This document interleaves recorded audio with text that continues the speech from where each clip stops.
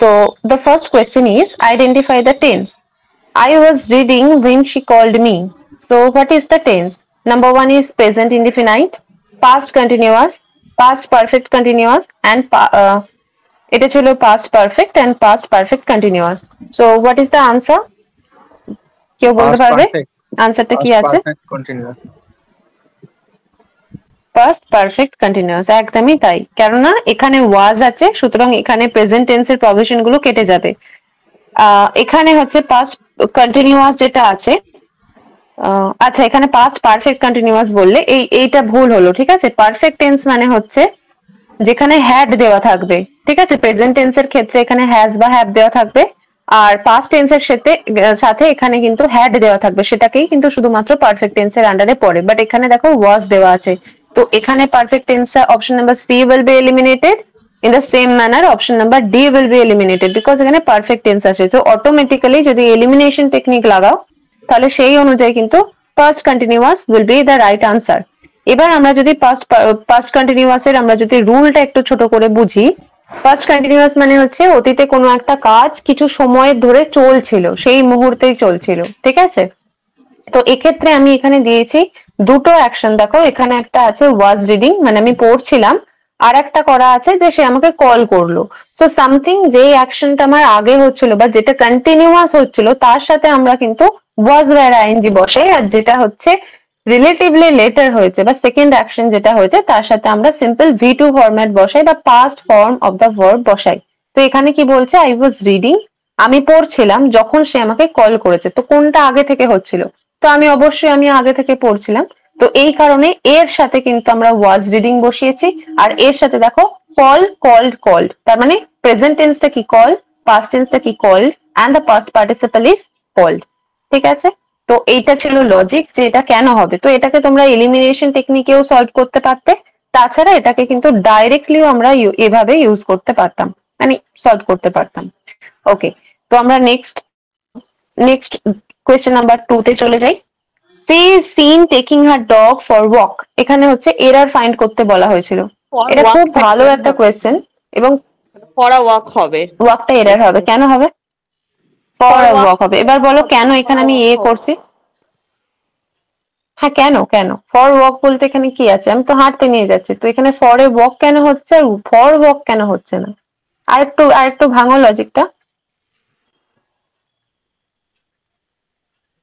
আচ্ছা, এখানে দেখো she seen taking her dog for walk, ঠিক আছে, মানে সে হাঁটতে নিয়ে যাচ্ছে। এই যে এখানে যে ওয়াক জিনিসটা আছে না, এটা অ্যাজ নাউন হিসেবে ইউজ হচ্ছে, এটা ভার্ব হিসেবে ইউজ হচ্ছে না। তাই জন্য যে চলো আমরা একটু হেঁটে আসি, এখানে হচ্ছে একটা নাউন, মানে একটা কিছু কাজ, কিছু একটা নাম, মানে এখানে বলছে না যে লেটস গো ফর সুইমিং, ঠিক আছে। সুইমিং মানে এখানে তোমার সুইম মানে ভার্ব, বাট আমি যদি বলি যে আমরা সাঁতার কি বলবো ওটাকে, ধরো সুইমিং ক্লাব যদি বলি, তাহলে সুইমিংটা এখানে কি হয়ে যাচ্ছে, নাউন হিসেবে হচ্ছে সুইমিং ক্লাব, ঠিক আছে। তো এটা ভার্ব হিসেবে নেই, এই কারণে এখানে কিন্তু ফরে ওয়াক হচ্ছে, ঠিক আছে। তো এইটা ছিল লজিক। অবশ্যই এটাতে এরার আছে। Option number C will be correct answer. And what is the logic, সেটা হচ্ছে এখানে ওয়াকটা অ্যাজ এ নাউন হিসেবে ইউজ হয়েছে, এই জন্য নাউনের আগে আমরা এখানে একটা এ বসিয়ে দিলাম যে আমরা একটা ফর আ ওয়াক, আমরা একটা ওয়াকে যেতে চলেছি, ঠিক আছে। তো this was the logic and option number 3 will be the correct answer. আচ্ছা নেক্সট কি আছে, Rabindranath was born at Jorasanko, who wrote Gitanjali, এটাতে কোনটা এরার আছে? হু রোড গীতাঞ্জলি যে পার্টটা নম্বর সি, সেটাই এরর হবে। রোড গীতাঞ্জলি হবে এখানে। একদম একদম, এখানে হুটা হ্যাঁ ওই হু রোড জোড়াসাঁকোর গীতাঞ্জলি। রেসপেক্টে এবার হয়ে বলো যাচ্ছে। আমাকে। Exactly exactly, this was the logic, যে হুটা এই জোড়াসাঁকো রেসপেক্টে হয়ে যাচ্ছে।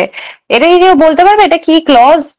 এটা কি ক্লজ হিসেবে ইউজ হচ্ছে? যদিও আমরা যখন ক্লজ পড়বো তখন ডিটেলসে পড়বো, বাট স্টিল এটা কি ক্লজ করা হয়েছে?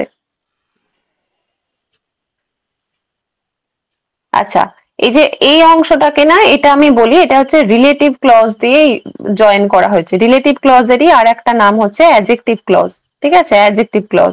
তো এখানে কি বলা হয়েছে, অ্যাডজেক্টিভ ক্লজের কিছু জিনিস আছে, যেমন হচ্ছে ধরো এই যে এখানে বললেন না যে হুটা হচ্ছে আমাদের জোড়াসাঁকো রেসপেক্টে হয়ে গেছে, তো এখানে জোড়াসাঁকোকে বলা হয় অ্যান্টিসিডেন্ট। কি বলা হয়? Antecedent, ANTECEDENT। ঠিক আছে, অ্যান্টিসিডেন্ট বলা হয়।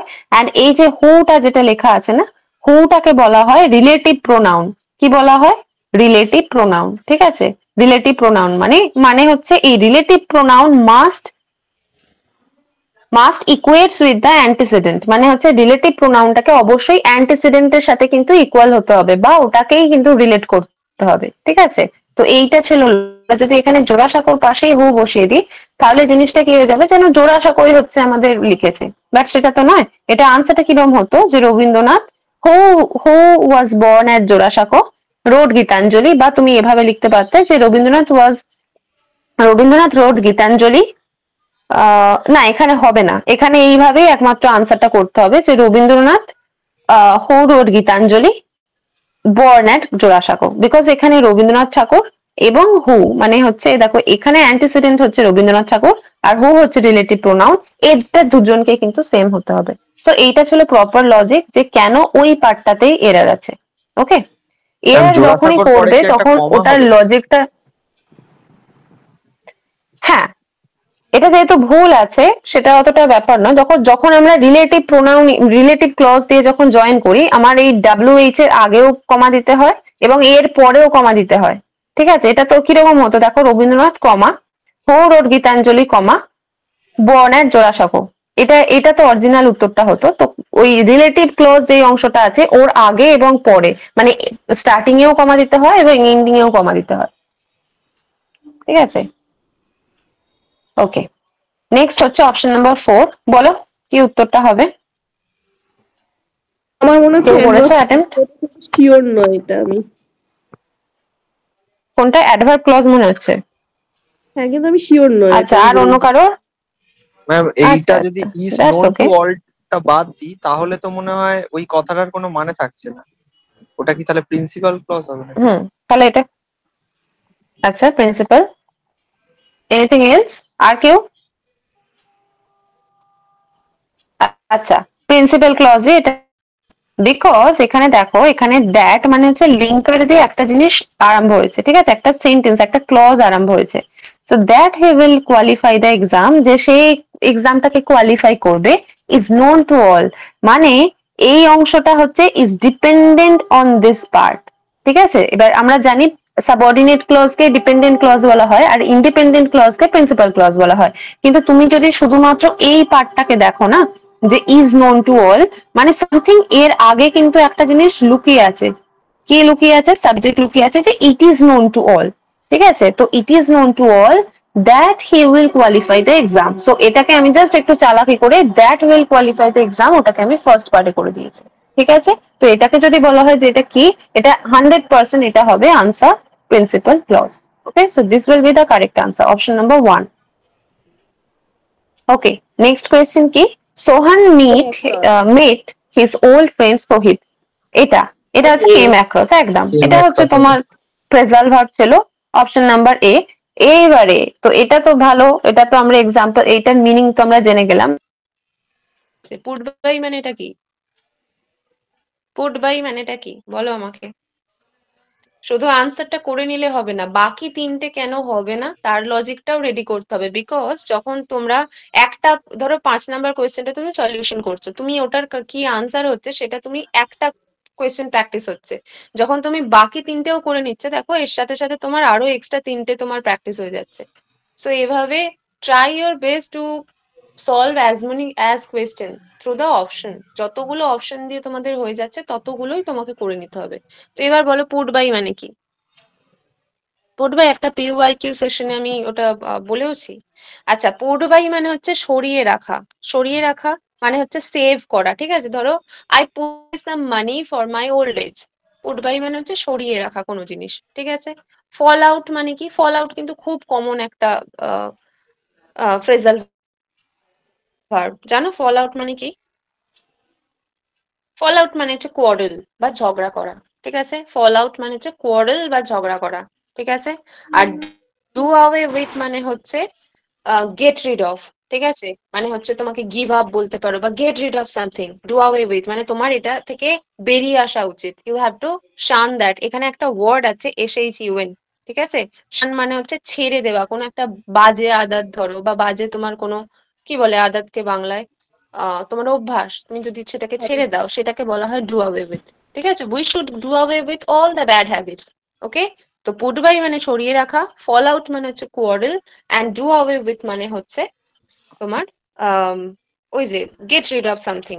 ঠিক আছে, তো গেট রিড অফও কিন্তু তোমার এই ডু অ্যাওয়ে উইথ এর মানে কিন্তু হতে পারতো। ঠিক আছে, তো এগুলো এক্সট্রা যে ইনফরমেশন গুলো বলছি, এর যেখানে প্র্যাকটিস করেছো ওখানে কিন্তু এই ছোট ছোট ইনফরমেশন গুলো লিখে নেবে, বিকজ এগুলো আসে। ম্যাম আচ্ছা, নেক্সট হচ্ছে, ম্যাম হ্যাঁ বলো। আচ্ছা ম্যাম, আগে একটা ওই বলার সময় আপনি কি একটা বললেন, অ্যাস মাচ অ্যাস। আরেকবার বলো। হ্যাঁ আরেকবার বলো, হ্যালো, শুনতে পাচ্ছি না আমি। হ্যাঁ হ্যাঁ বলো ওইখানে বলো। কি অ্যাস মাচ অ্যাস একটা বললেন না? অ্যাজ এমনি মাচ অ্যাজ বলার কোথায় সময় বলো বললেন তো? না যে আমাদেরকে কোয়েশ্চেন প্র্যাকটিস করতে হবে, as much question as possible, না অ্যাস মাচ এর পর অ্যাসটা হয়? As much question as possible. আচ্ছা, ঠিক আছে। হুম, আচ্ছা, নেক্সট কি আছে? There dash more orders coming from the business firm in the year 2013.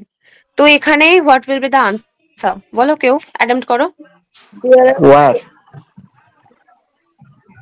কি হবে? অর্ডারস where আছে, বললে? অর্ডারস আছে, প্লুরাল হবে, পাস্টে হবে, তাহলে ওয়্যার হবে মনে হয়। আচ্ছা, where হবে। আর কেউ? আমি আর এবার আমি লিখেছি। জিজ্ঞাসা করবো এইগুলো।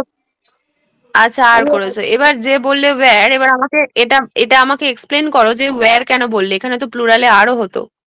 লজিক বলতে হবে যে ওই আনসারটার বিহাইন্ডে কি কি লজিক তুমি ভেবেছো, বলো এবার আমাকে।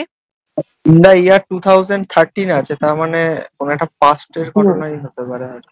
Exactly exactly, very good very good, এইটাই ছিল লজিক, এইটাই লজিক ছিল। ঠিক আছে, এখানে 2013 দেওয়া আছে, এটা যদি তোমার 2025 দেওয়া হতো তাহলে কিন্তু তোমার এটা আর হতো। ঠিক আছে, যে আর করেছিলে তার লজিকটা কিন্তু এটা এইভাবে হতো। ওকে, এটা কিন্তু ওয়্যার হবে। Very good, option number 1 will be correct answer. আচ্ছা, নেক্সট কি আছে?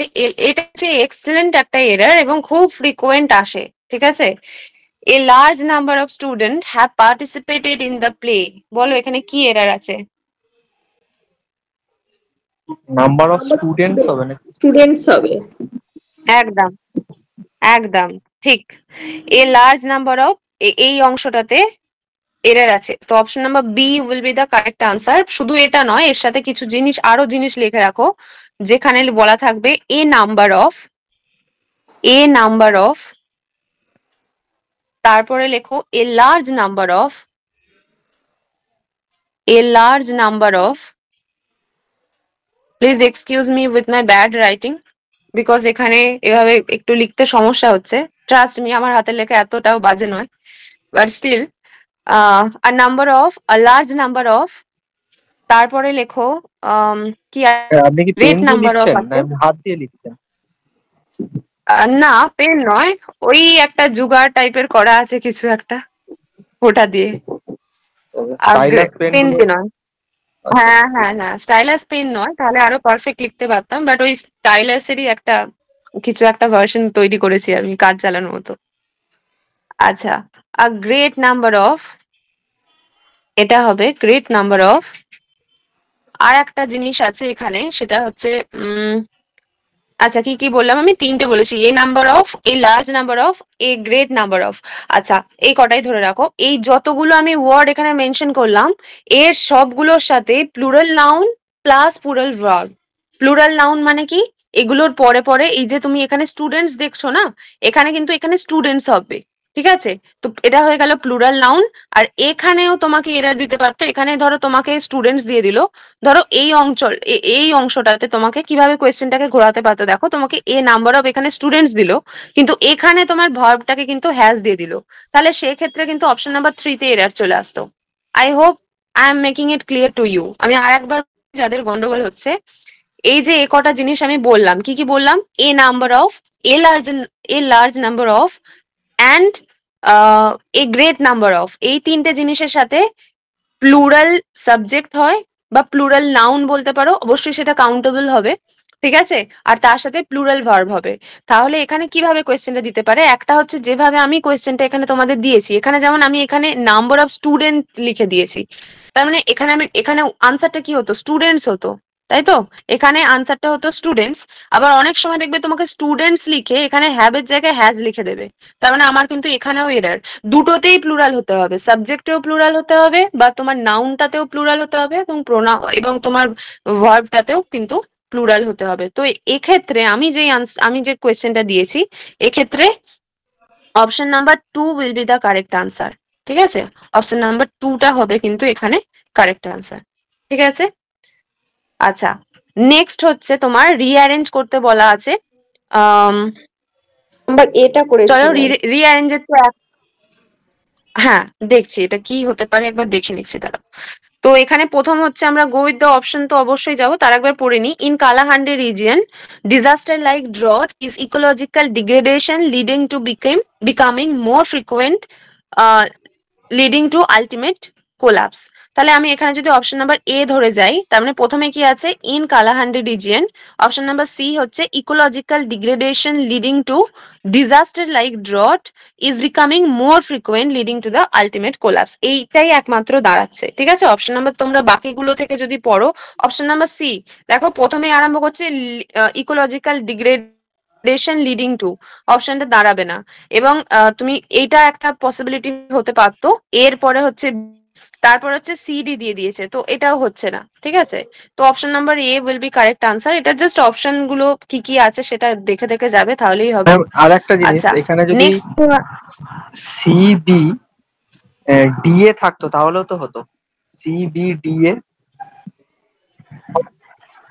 সি ডি ডি এ, তাই তো? ডি এ, হ্যাঁ সি ডি বলছো তো? সি মানে হচ্ছে হ্যাঁ ইকোলজিক্যাল হ্যাঁ। Degradation leading to disaster like drought is becoming more frequent leading to ultimate collapse in Kalahandi region। একদম ঠিক বলেছো, ঠিক বলেছো।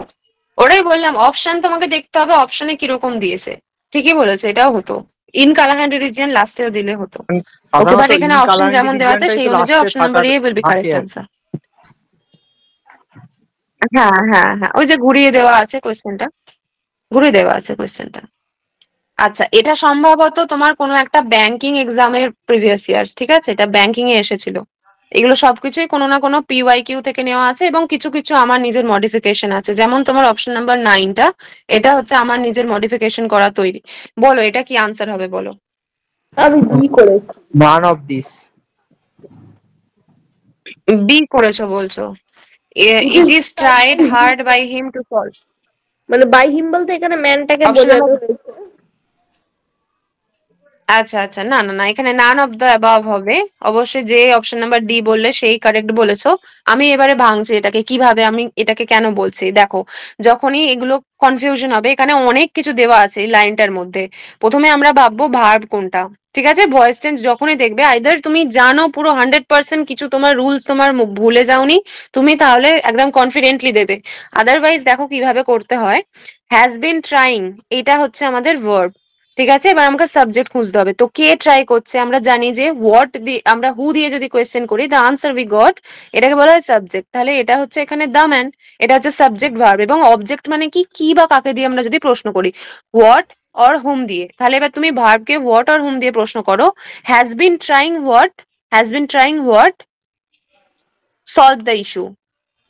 ঠিক আছে, কি করছে না, solve the issue, solve the ইস্যুও বলতে পারো। তো এক্ষেত্রে আমার অবজেক্ট কিন্তু এই অংশটা হচ্ছে, বা তুমি এখানে ইস্যুস বলতে পারো। ঠিক আছে, কি কি চেষ্টা করছে, ইস্যুটাকে সলভ করার চেষ্টা করছে। ঠিক আছে, তাহলে এখানে এখানে আনসারটা যদি হতো কিরকম হতো দেখো, the issue has been being tried hard to be solved by the man. এইটা হতো আনসার। যেহেতু এখানে ইনফিনিটিভ দেওয়া আছে, তো ইনফিনিটিভটাকে আমরা যখন প্যাসিভ ভয়েসে করি, তখন আমাদের এখানে হচ্ছে টু বি সলভড হয়ে যায়, মানে হচ্ছে টু এর পরে বি আসে, তারপরে আমাদের V3 বা পাস্ট পার্টিসিপল হয়। তো এখানে অরিজিনাল আনসারটা হতো the issue has been being tried hard to be solved by the man. তো এখানে যেহেতু এরকম কোনো এক্সাম্পলে এরকম কোনো অপশনে দেওয়া নেই, তো এখানে none of the above will be the correct answer. এবং এই নান অফ দ্য অ্যাবাভ দেওয়া থাকলেই সব থেকে কনফিউশনটা হয়, বিকজ আমার যদি খুব ভালোভাবে ডিটেলসে না জানা থাকে তাহলে মনে হয় হয়তো আমাদেরই কিছু খামতি হচ্ছে। ম্যাথসে তো এটা অবশ্যই হয়, ইংলিশে গ্রামারেও এটা হয়। তো এখানে option number D will be correct answer. এবং লাস্ট আনসার যেটা, last question, hold your horses, এটা বি কি হবে? Patient, be be patient. Patient, একদম একদম। হোল্ড ইউর হর্সেস মানে হচ্ছে টু স্টপ, ঠিক আছে, তুমি একটু থামো কিছুক্ষণের জন্য। বি বি পেশেন্ট, এত বেশি রান করার দরকার নেই, মানে এত বেশি কন্টিনিউয়াসলি কিছু করার দরকার নেই। বাকিগুলো পুরোপুরি ইররেলিভেন্ট ছিল। তো option number B will be correct answer. ঠিক আছে, এই ছিল আজকে আমাদের 10টা প্রথম যে আমরা প্র্যাকটিস সেট করি তার সলিউশন। এবার আমরা আগের দিনে যে হোমওয়ার্ক গুলো ছিল সেগুলো আমরা চেক